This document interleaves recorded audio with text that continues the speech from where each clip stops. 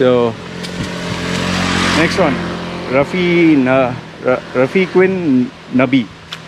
Sir, I'm actually sorry and I want to apologize. I don't know what I did since you never said and why you always removed me from your groups. Anyways, I hope you don't have enmity or anger towards me. I wish to join your group again if you give the link or invite. This is just an apology letter. You don't have to apologize. I mean, when you join my groups, there are certain rules. If you break the rule, you get thrown out. And in your case, I think you violated something of the group. I don't know whether it was religion or insulting other members or putting the wrong post in the wrong group. That's why you got removed. You chose to do it and you got removed. So there's no hard feelings. You break a rule, you get thrown out. And once you get thrown out, it's very hard to come back in. And I think in your case, you were invited to my group 2 times at 2 opportunities. So you'll have to wait until I decide to add people again. Right now my group's enough and more members.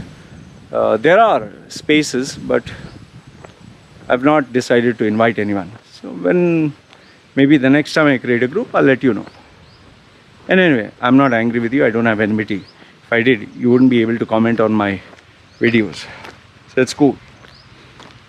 Next one, Akshat Mehta.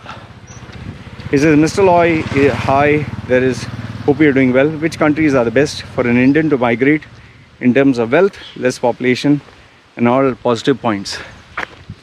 See, I've always told people, migrate to a country where, given your skills, education, and your ability to go there is easiest. Okay? So let's say, for example, I tell you, okay, Australia is the best. But in Australia, you get less points. And if you apply to Canada, Canada is far more easier. Let's say go to Canada. Okay? Right now, according to me, right now, I don't know if it'll change. It would be either Canada or Australia. Why Canada? Because it's a very large country. It's very empty. It's very laid back. You can take up any job and start your life. It's comparatively easy. Why Australia is because more or less the same points, but Australia is more tough. If you do not have qualifications, you cannot enter there. Then there are other places like New Zealand and Europe and all that. But there, the problem is there are too many people who have come down there, and it's become slightly hard. Denmark is also good. But UK and all that is overpopulated, overcrowded. Too many people. One benefit of being in the EU is once you get a EU passport, you can travel within your European Union. So yeah, these are the countries. But like I said, evaluate yourself based on the point system and see where you can go. But one thing keep in mind, once you migrate there, you have to migrate when you're young. The later you go, the more tougher it gets. And yes, give yourself at least 5 years to get the citizenship, another 5 to settle down. And don't expect life to be easy. You'll have to start from zero. Then Rafiquin Nabi. Sir Loy, I have a question. What does a person do if his or her spouse cheats him? Does he or her forgive or does he not forgive? It depends from person to person. You need to ask yourself, what do you want? And the biggest thing is, why did the person cheat? Okay, obviously there can be many reasons. The person was not spending time, person was never there, or maybe the person is just wanted some adventure or fun, or maybe it was a mistake. So you need to decide whether you'll forgive or not. In my case, I believe if the person could cheat once, the person can cheat again. Best example is me. That time, with my other 3 partners, I was a playboy. Today, I've retired. I'm no longer interested in, free sex. I'm not interested. Now, is it a possibility I can do it again? 100%. So, but do I want to do it? No. So, would I forgive if my wife had an extramarital affair? No.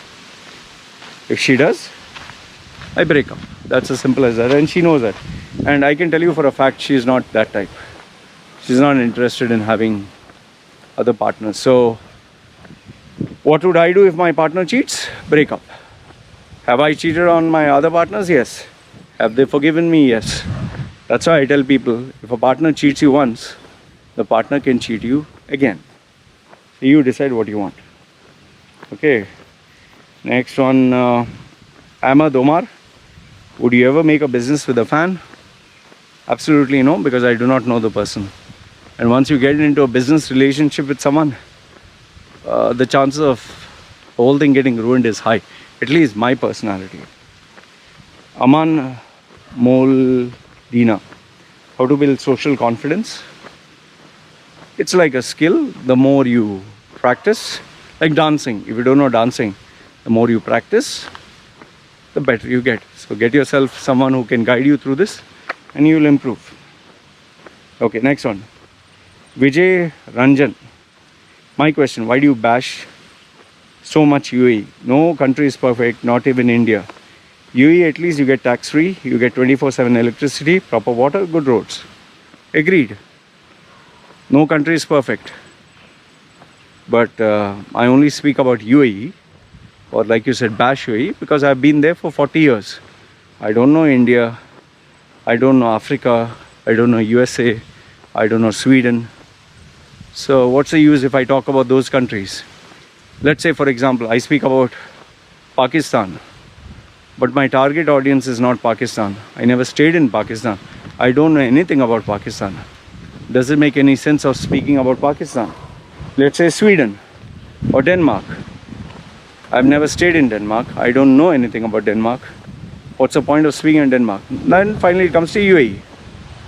I've stayed in UAE, so I talk about UAE. Now it comes to the next part. Why do I bash UAE? I speak good and I highlight bad. Let's say, for example, in India, if there's a rape that is happening or a crime, do you want me to ignore it or do you want me to talk about it?